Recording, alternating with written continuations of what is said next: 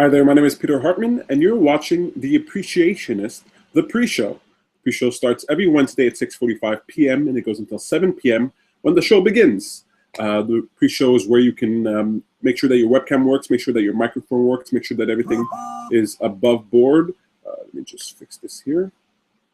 And so to make sure that there's no echo, make sure that the problems are solved, get ourselves right for the beginning of the show. So if you're interested in participating with us live, please take advantage of the pre-show in order to do that. If you follow the instructions that are in the description of this event, you'll know exactly how to participate live with us. All you have to do is add the Law of Attraction Montreal to your Google Plus circles. And when I see you do that, that means that lets me know that you want to be invited to the show. Otherwise, you can just go to meetup.com/TLOAMTL. That's TLOA as in the Law of Attraction, MTL as in Montreal. And you can just click on the link that's in the comments there, and it'll bring you right in to see us. Remember that when you click on that link on that page, that is to participate with the show. If you just want to watch the show, you can go to theappreciationist.com and click on live show. That's it for the announcements. If you see me looking around, I'm just getting ready for the show, answering people who are having trouble coming in. So let me just go ahead and do that. If you're watching this on a later date, you could just fast forward quickly ahead if there's not a button there already, and we'll jump to the start of the show. That's going to be in about 8 minutes approximately. So hang in there. We'll be right back.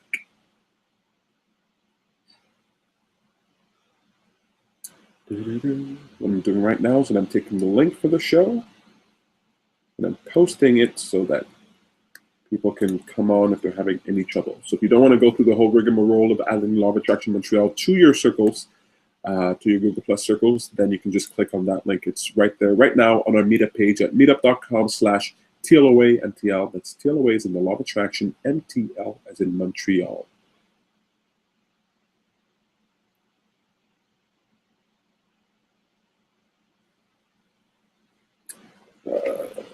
Yes, I forgot that I need something.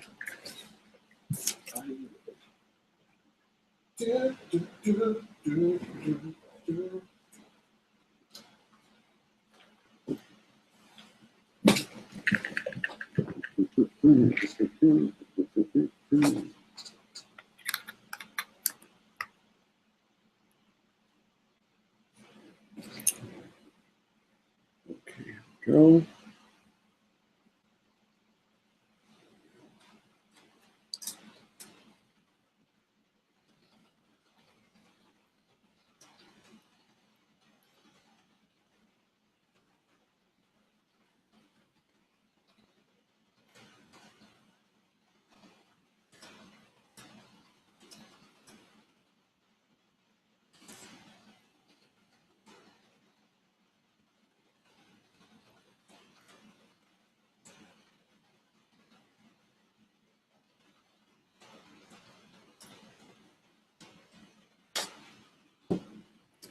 Okay, so let's see.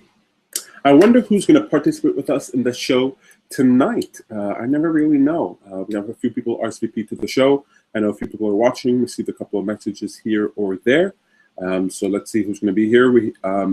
Typically we have one or both of our co-hosts, Beatty and or Val, and so maybe we'll see them here today. Otherwise, it'll just be you and I talking. I guess not. I guess we are not alone. Hello. Hi, Val. I wasn't sure there was a show. Oh, really? Why? Because at some point I got a cancellation message. Oh, I created the wrong type of event. They changed the way you create the event. Okay. So I created a normal event instead of a Hangouts event. So I had to cancel that one, and then I created another one. I hope people saw that. Yeah, because so I said, okay, I'll just check just in case there's a show. Well, that's really cool. Well, look, maybe I'll just invite people once more just to make sure. Okay. I don't know if I'm gonna be on camera. It's funny, you're gonna see we match. No.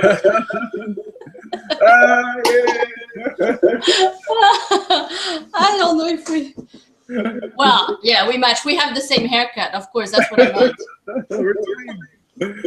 You know, I put on the shirt. I haven't worn it forever. the moment I was like, ah, this is a Val shirt. I got a Val. Now it looks like we have a uniform. If you're watching this, we don't have a uniform. This is not some weird cult where everybody has to wear blue stripes, white stripes. I don't know. Is this a blue shirt with white stripes or white T-shirt with blue stripes? That's the topic of today's show. That's the conversation we're going to be having here today. It sounds again like when I don't mute it, then there's an echo. It sounds like again I'm the culprit for this. You hear an echo? Yeah. Oh, I hear it. Well, last time you was a few of us. Last time I wasn't. Yeah. Then it wasn't just me, but it started with me, and I did it with my tablet. Maybe it was. I don't know if it was a bit better. I don't think it was much better. I don't think the problem is connection. I think the production. Or maybe not. I don't know. If you put on headphones, you think there'd still be echo? I don't know. Let me try that.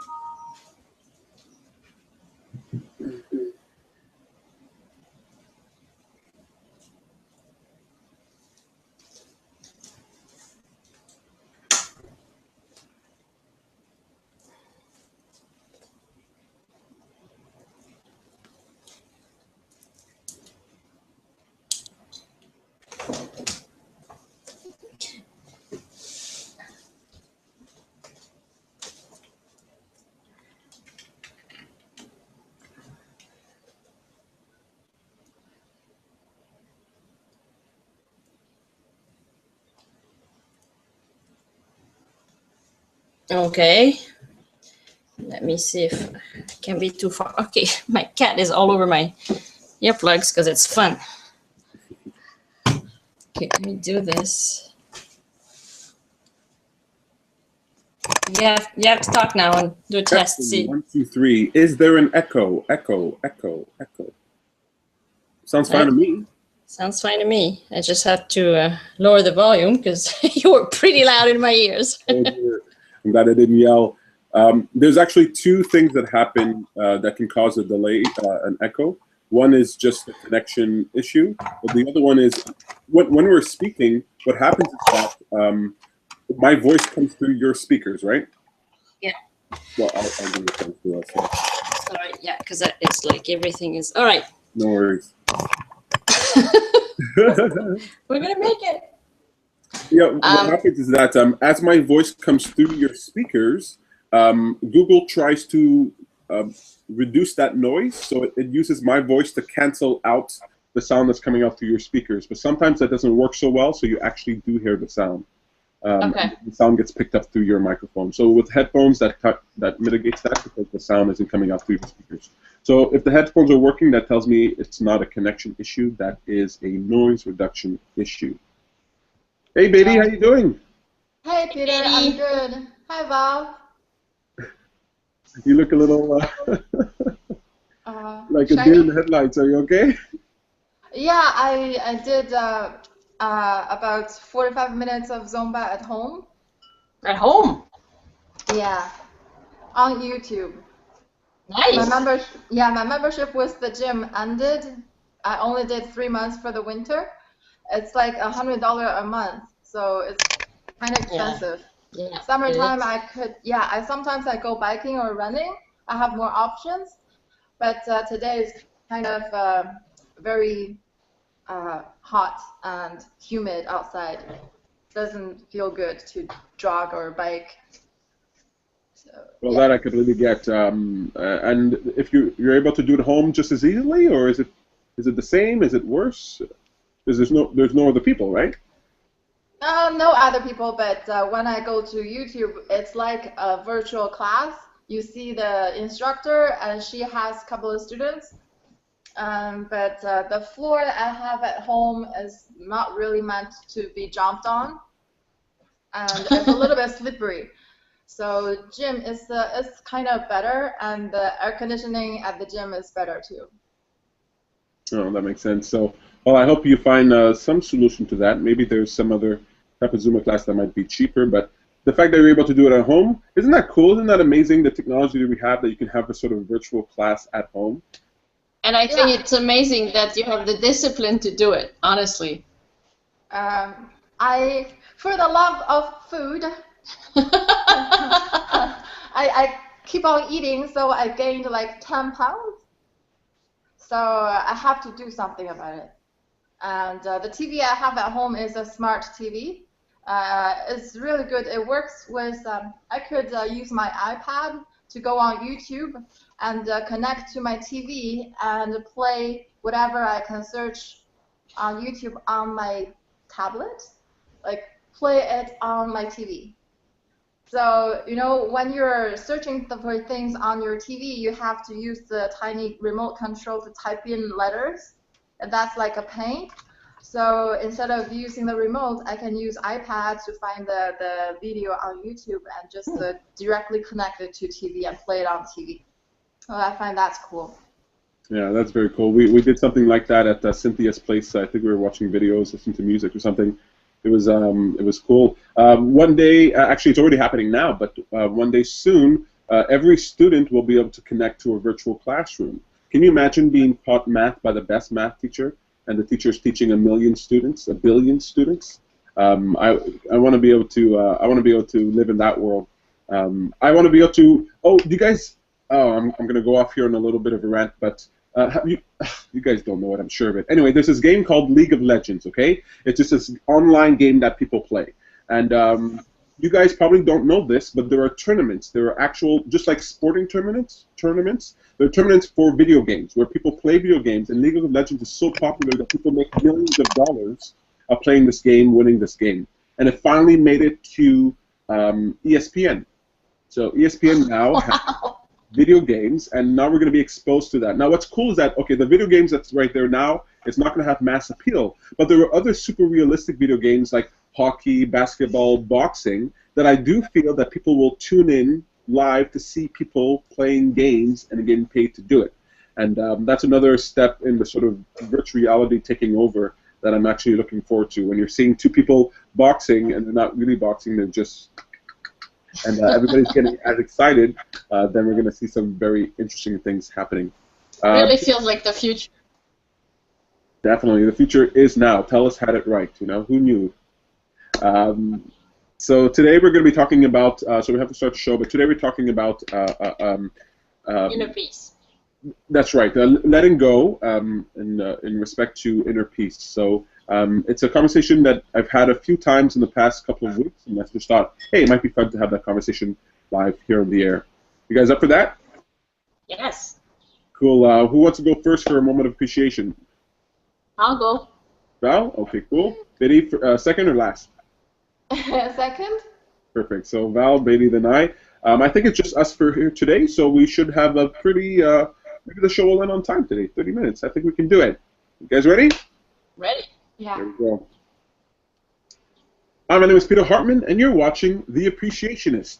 Thank you very much for joining us tonight. Tonight we're talking about letting go in respect to your inner peace. Letting go in respect to your inner peace. So it's going to be a very interesting conversation, a fun time here today. We have our lovely co-hosts, Beatty and Val, in no particular order. How are you guys doing? Great. Good to be here. Good to see you. I'm really glad that you guys are able to make it. I didn't step out. Beatty, you told me that it was kind of hot and humid out there. I can feel it in here, and I can't imagine. I can't imagine having the determination to do Zumba in my house, even though it was inside. So I'm very proud of you for doing that. And Val, thank you very much for being curious enough to even thinking that the show might be canceled to coming anyway. You guys are awesome. You guys are wonderful. So before we jump into the conversation here tonight, we got to do the most important thing that we do on the show, which is sharing a moment of appreciation. A moment of appreciation is looking back at the past 7 days and picking out something that you appreciated, something good that happened. It could also be something that wasn't so great, but that you can find appreciation in it now. And so let's exercise our appreciation muscle so that we get better at it. Val, you wanted to go first? Yes. What do you got? I've had a packed week. with appreciation, honestly. But I have to say that the best of all was my cousin's baby was born on Monday night. So I was supposed to only see him on Friday, but I just couldn't wait. So I went to the hospital yesterday and held him, and oh, that was the best. It was just, yeah, a special moment. And seeing my cousin with his son in his arms, and yeah, and my aunt and uncle, and how touched they were, and it's just, it's beautiful, just beautiful. Definitely. So yeah, it's hard to beat that. It's kind of hard, right? New life. I was talking to Alex yesterday. I said I think it's really the most important thing that we do on this planet, whether it's having it ourselves or to support those who do. I think it's what keeps our human race going, and it's such a beautiful thing. And sometimes you don't even realize or remember how beautiful it is until you're holding like a newborn.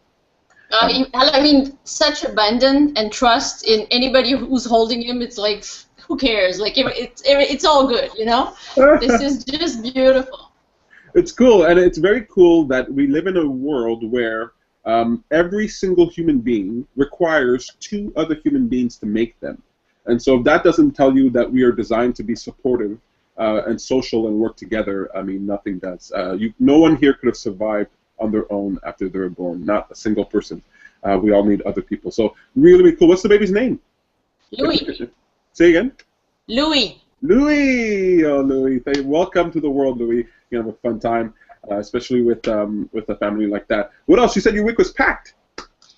It was packed, yeah. I had, like, the weekend was, I went to the yoga festival. I won this on Sam's Hal Expo back in, I don't remember when it was, actually, but anyway, I won that pass for the whole weekend, and it was amazing, really amazing. I didn't know what to expect, and I loved it. I felt like I was with my people, which is the same as you guys. It was just same type of conversations and yoga on top of it, and like theory and practice. It was Saturday was a lot more theory and discussion and meditation, but very interesting one on science and yoga. You would have loved that. You could have given it. And then one on eye yoga, like really getting your eyes, like working your muscles, and you can actually improve your eyesight. Amazing, really. And on Sunday was more different types of yoga where you actually hold postures for quite a while to go deeper and go either, I wouldn't say beyond pain, you breathe through it. So pushing your limits a bit, and it was very, very interesting, very interesting. Learned a lot, and it was also, I found a lot of people were there like on their own, and I think everybody was just doing their own stuff, and it's not that we didn't socialize or anything. It was more like that's what yoga is all about. It's an experience inside, and so you keep that all day long almost. So it was good. It was good. And then I had a fabulous dinner with my friend Cynthia Saturday night. So yeah, so many things. Oh, that's really cool. What a great week. Oh, that is so awesome. That sounds really cool. I love the whole yoga eye thing, exercising your eyes. And, the eye yoga, yeah, amazing. Yeah. I try to exercise my eyes as much as possible. That's why when I look at the TV screen, I go like right up close to it, so I can really. No, terrible way to exercise your eyes, but very, very cool. Welcome to the world, Louis, and all that good stuff. Wonderful. Second, Beatty. Yeah. Actually, I appreciate a lot of things that happened to me in 2015. I think my life changed quite a lot since last year. Well, last year I was kind of depressed, and I don't know how to connect myself to the world. I felt really lost. I felt like I had no hope in my life. I felt like I was stuck, and I feel like there is a giant wall in front of me. Every day I go to work, I feel like I'm so stuck. What else could I do? Like, why I don't have a purpose in life? So that was mostly my thought last year. And this year I felt much better from the Law of Attraction group. I started to learn how to organize my thought, how to focus on things I want, and I used the Habit Maker. Actually, it's funny. I wrote a reminder. I think it's been for half a year, since January until lately. I was saying I trust that my life is going the way I want it. I trust my path will go bright, and I will be loved. I mean, I will love myself, and I will find someone who also loves me. And lately, I realized my phone reminder has changed. Apparently, my boyfriend changed it to, you can trust yourself more in your own decision. You already made so much good ones so far. Wow! Oh, wow! And I find that was really sweet. Oh, what a good boyfriend! Really. I'm so happy for you, baby. I'm really so happy. I mean, we've seen how you've grown. We've seen it. It's amazing. Yeah, it's incredible. I still remember the very first time that I saw you, and it's such an interesting transformation. So very, very cool. I know you have more to say. Yeah, it was a very interesting experience. I didn't know that I could change my life this much. And now Friday, my boyfriend moved in his cats. So now at home I have 1 dog, 2 cats. How about birds and a fish? That's funny. That is really, really cool. I love hearing that. I look forward to hearing those updates every week. Both of you, excellent. I mean, both of you. If Sam was here, Alex is here, we'd say the same thing. Diane is here. The progression. And all it takes is like a steady dedication. And honestly, the first time I met you, that's what I saw. I saw someone who was like determined to feel better. And when I see someone like that, I really feel like I have nothing to do, because you're really set on your path. You know, it's like I'm meeting you at the end of your journey. You feel like you're at the beginning, but you're really at the end. Life is always going to throw us for loops. We're always going to be surprised by things going up and down. But whatever we learned in this past year, we can maintain it, and we can be stronger, and not only stronger for ourselves, but stronger for those we care about, right? It could be our boyfriend, it could be a newborn, it could be a loved one, whatever it is. What we do now doesn't only help us, it helps the people around us. And doesn't that just add a cherry on top of it all? Very, very cool. Beautiful, beautiful moments. I'll share my moment of appreciation. Is that cool? Yeah. You guys really shamed me this time around. My God, I got like nothing compared to all that. But there was a show, there was this competition called the Sirius XM. It was a comedy competition, and it was on Monday that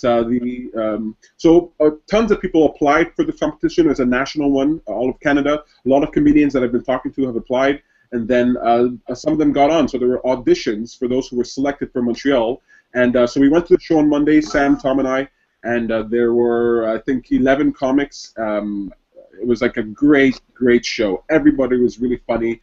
I hadn't been to a show like that in the longest time, and it felt so good to actually be out and not have to worry about doing comedy, right? I could just like sit down and enjoy something for once. And so it was a super, super fun time. So looking forward to that. Also, I'm putting the finishing touches on the new website and the new program that I'm doing. So I'm finally getting a little bit more peace of mind, better sleep, and so I've been looking forward to that so much. And I'm putting up the new schedule here today. So that's my moment of appreciation. I love that you guys shared yours. That was an excellent time. I think we could end the show right there. I think we got it. No, let it go. So look, we have 2 words to choose for the joke of the week. So last week we had gratitude that was left over. That was its second week, and it was competing against sunshine. Sunshine won out, so now we have kingliness and gratitude. Kingliness. Do you guys know what kingliness means? No. It means regal, right? Oh, it means nice. Okay. kingliness. So if you can imagine the way that the king dresses, what he wears, where he lives, that sort of regal attitude, that glamour. So we had Alex choose that one. So we have gratitude left over. One of these jokes is funnier than the other. As always. Yeah, exactly. And you can cheat. You can cheat. You're allowed. I'll give you a hint at which one is funnier. I think I'll take gratitude. Oh, one for gratitude, Betty. Cleanliness. Oh my God, you're forcing me to be the tiebreaker.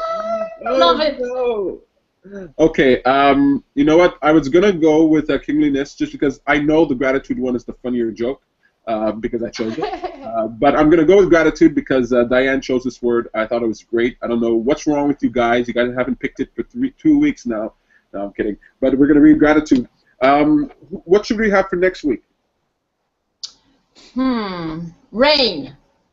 We had sunshine. How about rain? Hey, I think rain is good.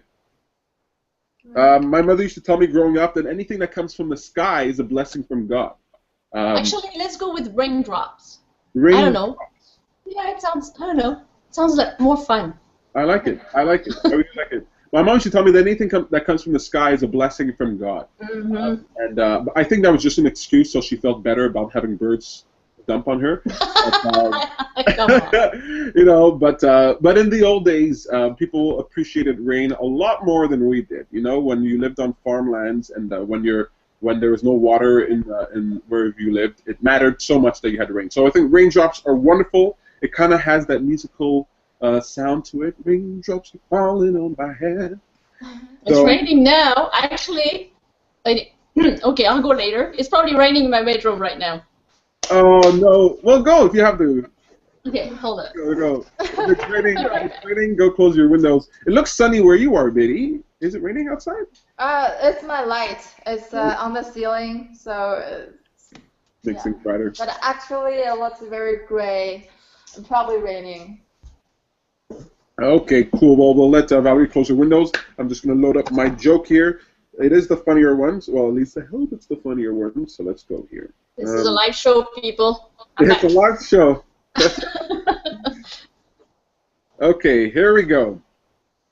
Okay, so I shouldn't say it's the best joke. I'll just say it's a joke that I really like. Here we go. A guy was on trial for a murder, and if convicted, would get the electric chair. Stop me if you've heard this one already. His brother found out that a redneck was on the jury and figured he would be the one to bribe. Okay, so his brother wants to bribe this juror to get his brother off. He told the redneck that he would be paid $10,000 if he could convince the rest of the jury to reduce the charge to manslaughter. You guys with me so far? Mm-hmm. Awesome. The jury was out an entire week and returned with a verdict of manslaughter. After the trial, the brother went to the redneck's house, told him what a great job he had done, and paid him the $10,000. The redneck replied that it wasn't easy to convince the rest of the jury to change their charge to manslaughter. They all thought he was not guilty and wanted to let him go.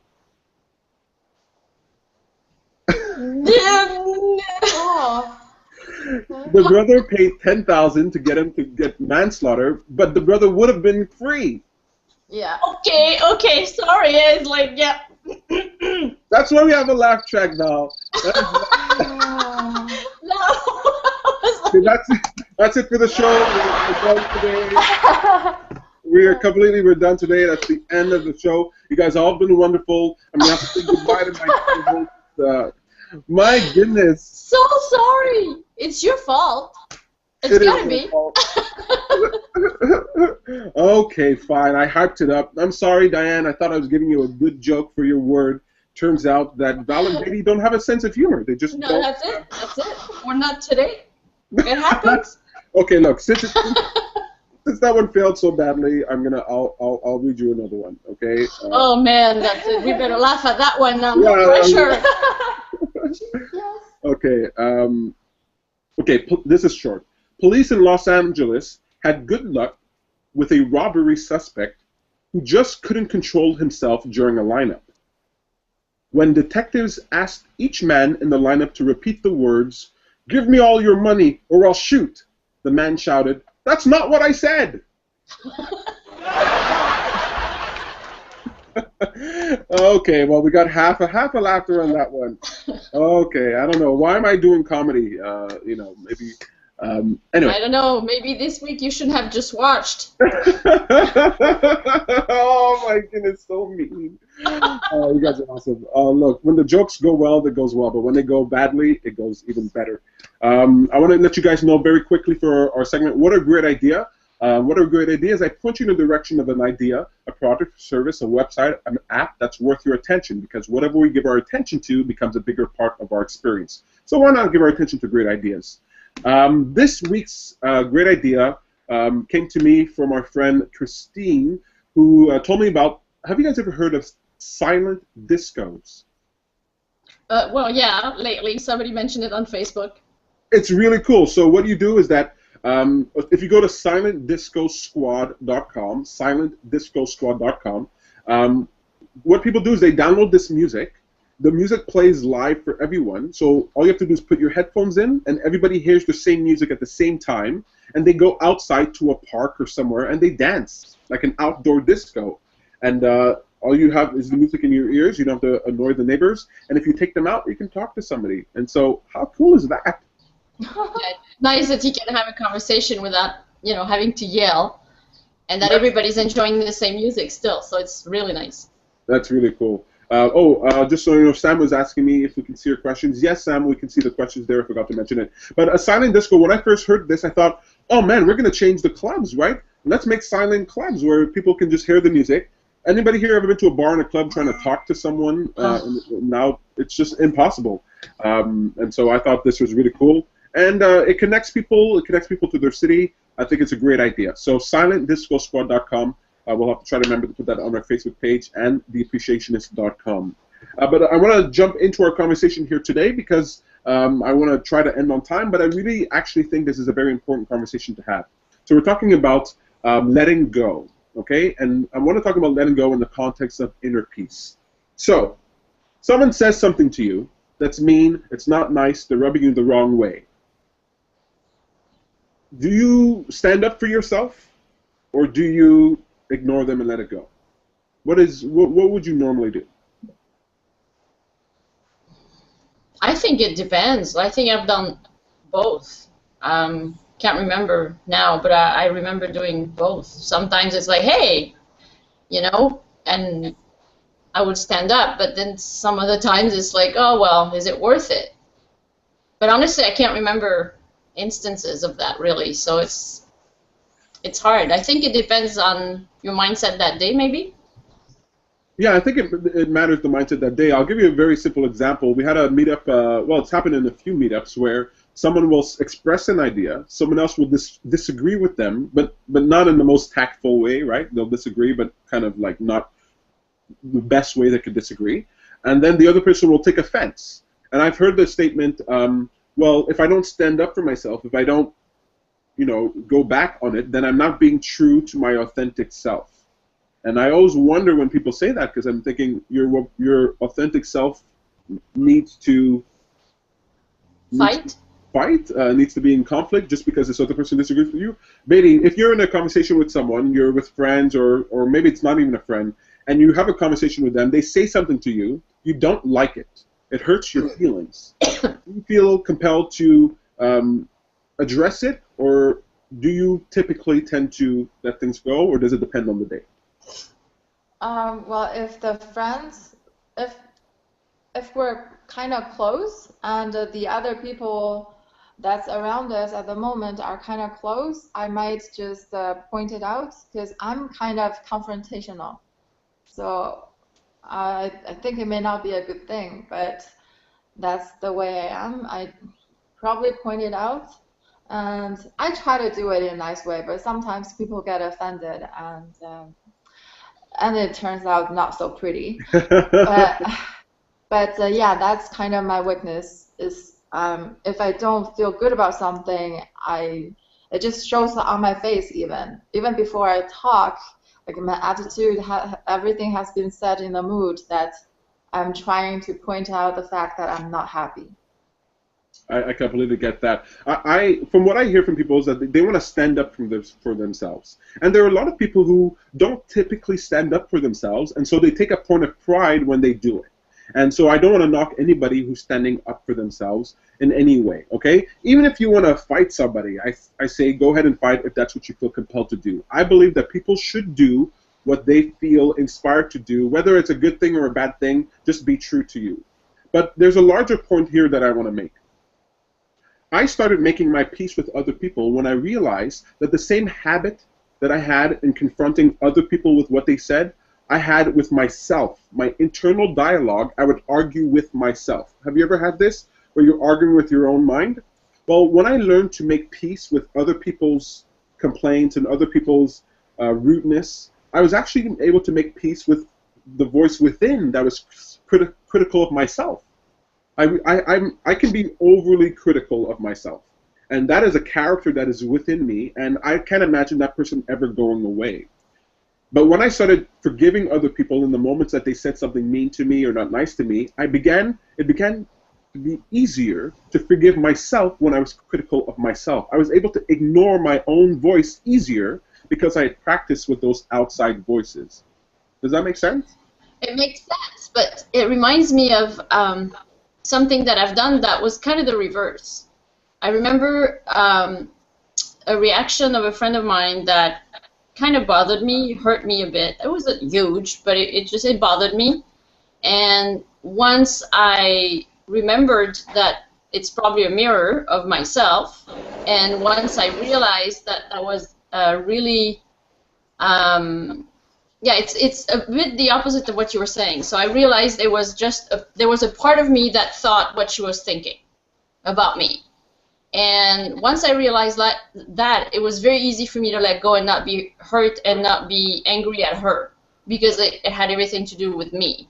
Mm-hmm. And then once I was even okay feeling it for myself. It's like, oh, okay, that's the part of me that doubts, well, that's the part of me that feels that way. So it's okay. She's just a reflection of it. So it was an immediate let go once I realized that. I completely get that. So I want to, I really love that. I want to make a clarifying point. So sometimes you have to rebuttal someone because it's significant, right? They're doing something that can cause you harm, that is dangerous, that is not good professionally, whatever it is. There are sometimes where the consequence of someone bad-mouthing you, chastising you, whatever it is, has real-life consequences. And in those cases, I say stand up for yourself, right? You don't have to let that stuff go. You can address it. And of course, we can talk about the mindset in which we address it. We can talk about addressing it in the middle of the heat of battle or not. But all that, I think, is fine.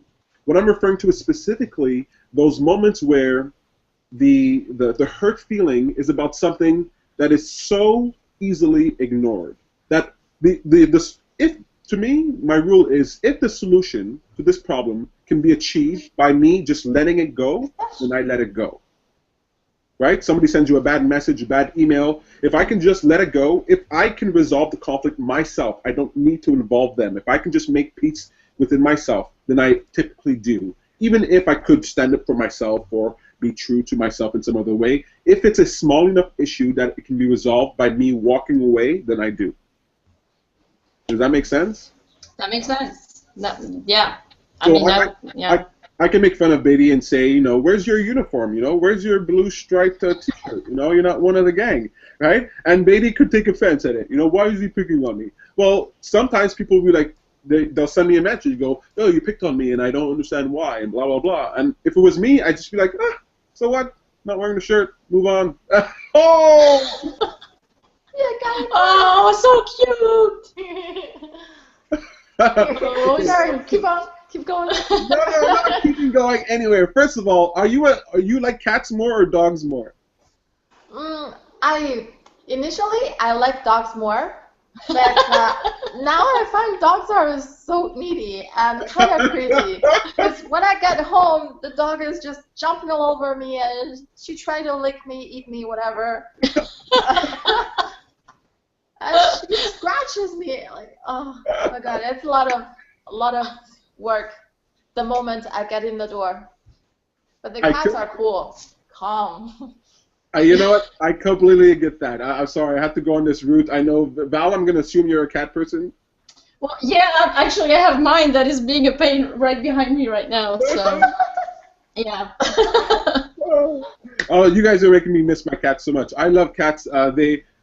Actually, it's a very cool tie-in to our conversation here today. If you're a dog person and you're needy emotionally, and then so you're always looking for this validation, and when people say something that you don't like or hurt your feelings, you're like, you got to go after them. A cat is like, I don't care what you think of me, just let me go. Unless what you're saying is going to stop me from eating and from chasing stuff, I don't care. And I currently have that cat personality. I really like it, just sort of whatever, who cares? I've been with dogs and they wanted to play and I didn't play and I saw them go away like with their tail between their legs. I'm like, come on, buddy, I'm eating. I wasn't trying to insult you by not throwing your ball. It's all slimy and wet. And so that's the type of personality that I'm talking about. Like in real life, when we're talking to people, somebody says something to you. In order to achieve inner peace, I believe, you have to be willing to take the hit and to let it go. It's in the Bible. I learned it as turning the other cheek. It doesn't mean, and so some people in church, they used to say, turn the other cheek. So you'd slap them here, and they turn around and you, please hit me here. Please hit me here. That's not what turning the other cheek means. Turning the other cheek means to remove your attention from that thing and to put it on something else, to move on to another thing. And when I can do that easily, when the only cost is my pride, my feelings, I do it. I can't even bring myself to like jump on people for being rude, for example, or being impolite or late or anything like that. What I want to do is I want to encourage people to start letting things go, not for the other person, but because it'll be easier for your own inner experience. You're going to start forgiving yourself more, because when you can forgive that other person who is clearly rude at you, your boss is clearly rude at you, your kids are clearly rude at you, and you're able to let it go because it ultimately doesn't really matter. On your deathbed, you're not going to go, oh, I should have told them that my dress was nice. You know, nobody's on their deathbed regretting the little bits that they say. When you realize it doesn't really matter and you don't have to spend your energy in that direction, far better to spend your energy in the direction that is uplifting, then you realize that you can win these tiny little battles every day. You can win these, someone cuts you off in traffic and you let it go, right? You go to the store and you say something in English and the cashier says, on parle ici en français à Québec. You let it go, right? You know, when you turn on the news and you're hearing the news people not really saying the news, they're talking about something that doesn't even matter, you let it go. Because you realize I don't have to spend my energy being critical of the world or defending myself against these little opinions. I can just bolster my own. And when I do that, and then when I criticize myself, I'm about to go on stage and I go, but I'm not funny. Nobody laughed at my joke on The Appreciationist. I said 2 jokes and Beatty had nothing for me. I just let it go because it's Beatty's problem, not mine. But honestly, I mean, I have a friend that used to tell me that all the time, and I used to get so mad because it's like, explain to me how you let go, because this is not an action. It's something that just happens. It's not. I don't feel like that it's a decision, because sometimes when something happens and it really pushes your button, good luck trying to be wise and see, you know, the priority or what makes you feel better, because your button is pushed. That's it. It's like it's activated and you're just gonna react. So do you have, I don't know, do you have a tip on when you're in that situation? I absolutely do have a tip. What you're saying is perfect, and I'm so glad that you asked that question. It's something that I actually mentioned in our community discussions about decision making. So we have this weird idea of what a decision is. What we think a decision is what we do in that moment. Okay? So you're going to eat this thing now, you're going to say this thing now, you're going to go to this place now. I've made a decision. But that's actually not what a decision is. At least it's not the way I see it.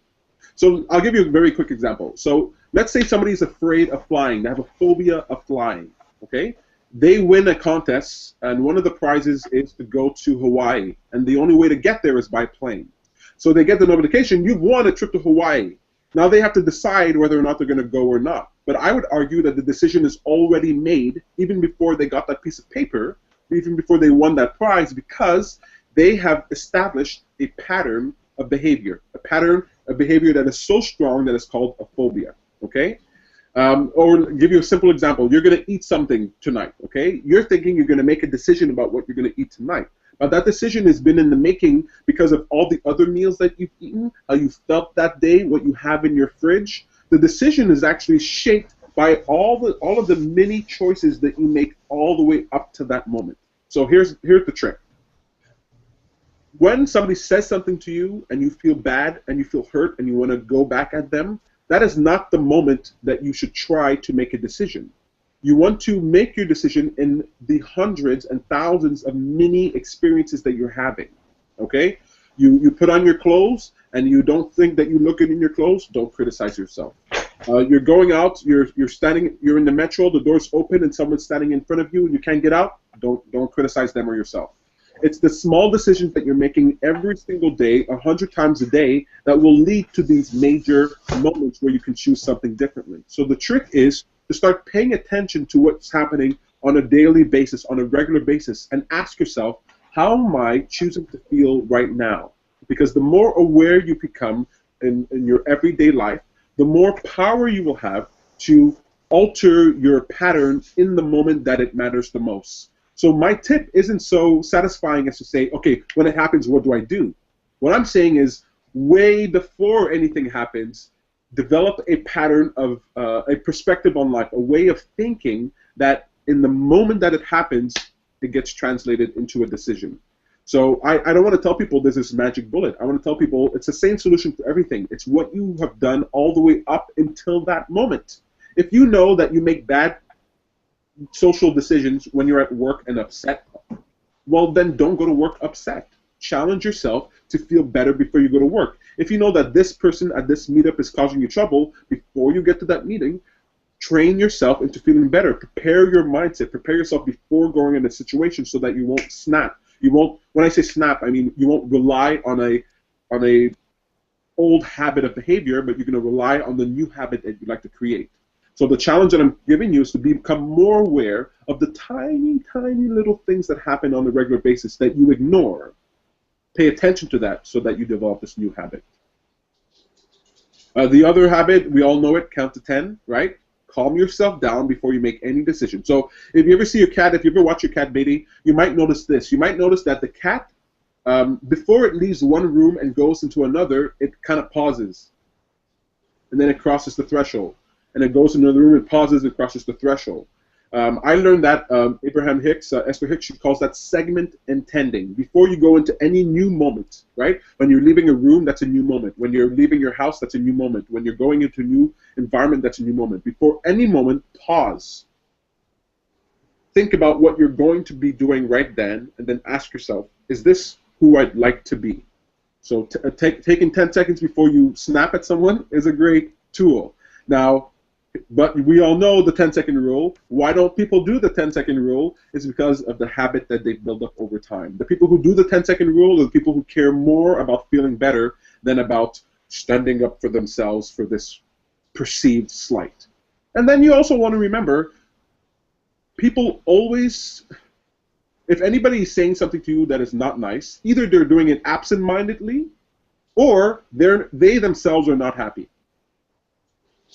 And so when I have compassion for others, when somebody is being mean or rude, I think to myself, this person is being rude. Does that mean that they're just happy-go-lucky, having a wonderful life, or are they having kind of a miserable time?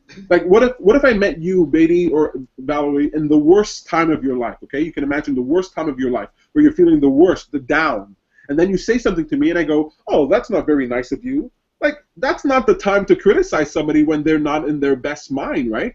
And so when somebody's rude or impolite or mean or whatever it is, I just always chalk it up to no person who is full and loving of themselves would possibly say something like that to another human being. So it's less of a comment on me and more of a comment on the position they're in, and let me have compassion for them. I said a lot of things there. But anyway, you want to recognize where it's coming from. Of course, people are that way. You want to accept that the decision that you're making in that moment to hold on to a grudge is a decision that you've made many, many, many times before. You know, I've seen people, they order their meal at the restaurant, they take a few bites, they go, not good, and they hate their whole meal for the entire time they're eating.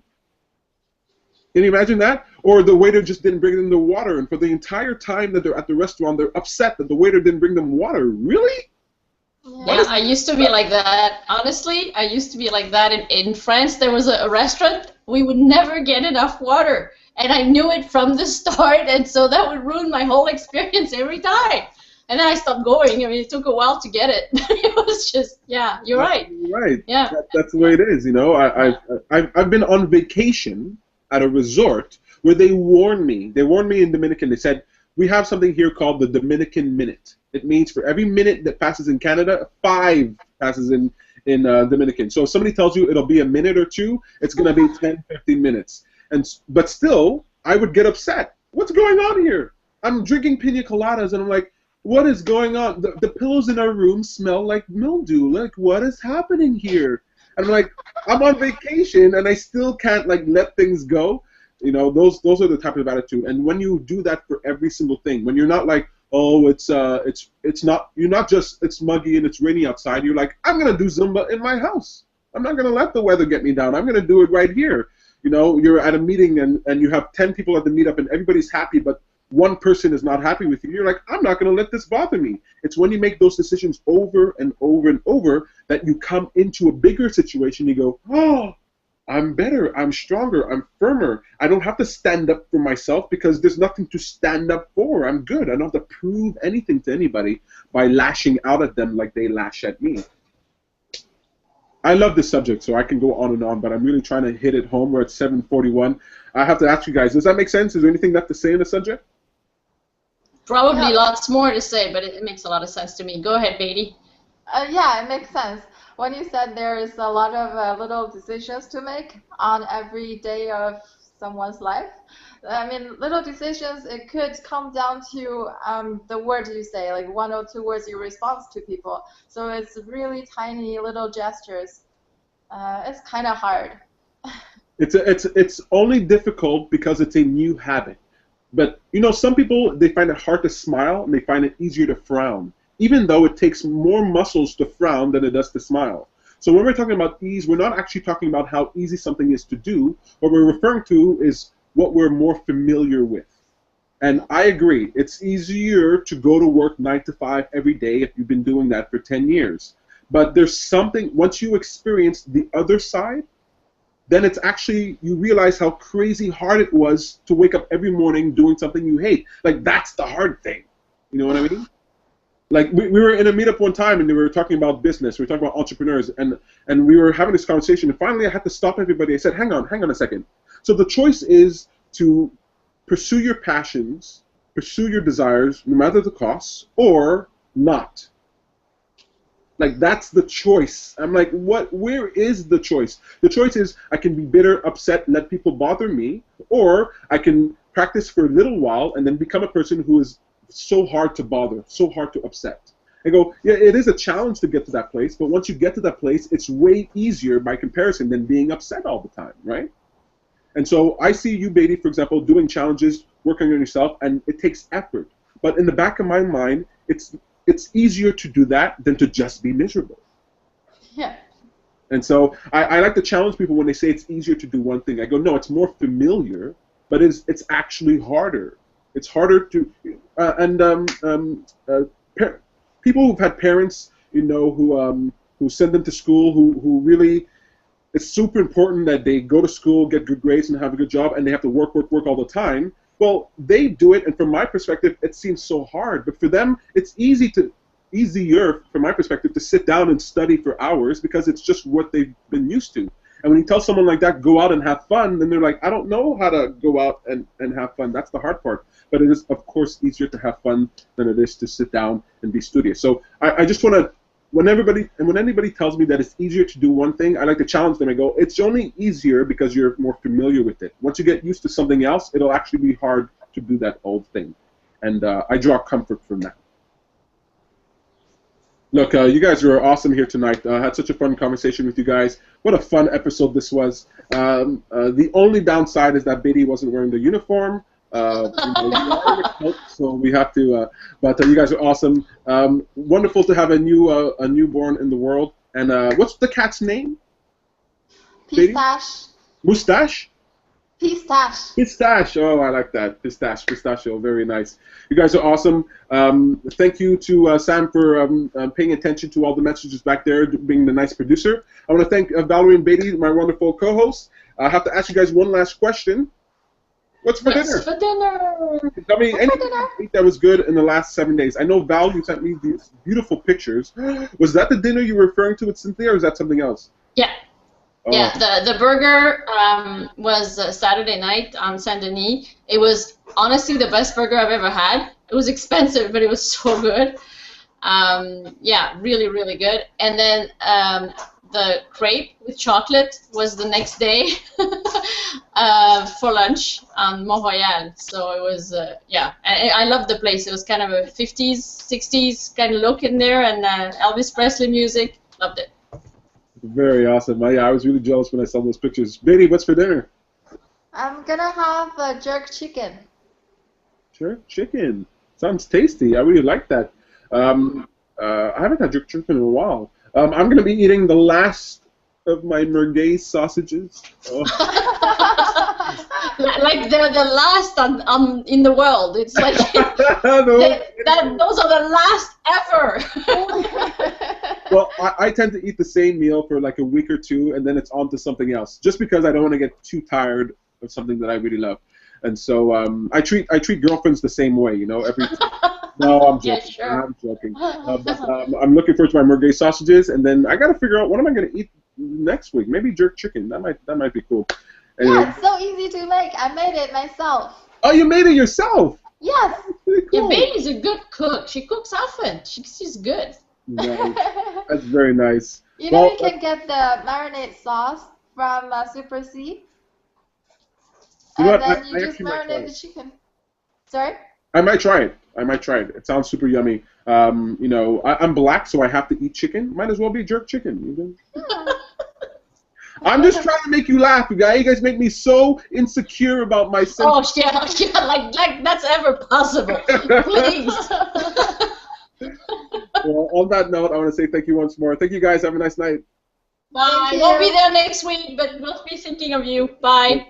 Take care. Bye. Bye. That was so much fun. What a cool episode. I want to say thank you again to Samantha Barley for being our producer behind the scenes. She's answering all your messages, making sure that everything is working back there. If you want to find out more about her, check out samanthabarley.com. You can also check out her meetup group, Self-Discovery Montreal. She has wonderful things there. Her whole group is very active, wonderful on social media. So definitely want to go check that out. I'm putting up meetups on our schedule tonight or tomorrow. But she already has meetups there. So if you want some activity, you want to meet people, you want to have group discussion, some life coaching, whatever you want, go check that out. She's wonderful. Is there anything left to say for me? I don't think so. Except, have a nice night, guys. Take care. Go love somebody. Let it go. Be at peace. Don't criticize so much. It's okay. It's okay to be sensitive. Just talk to yourself. Count to 10. Realize that nobody says anything mean to you if they're really like having a wonderful time, okay? We tend to be nice when things are going nice. We tend not to be so nice when things are not going so nice. Just have some compassion.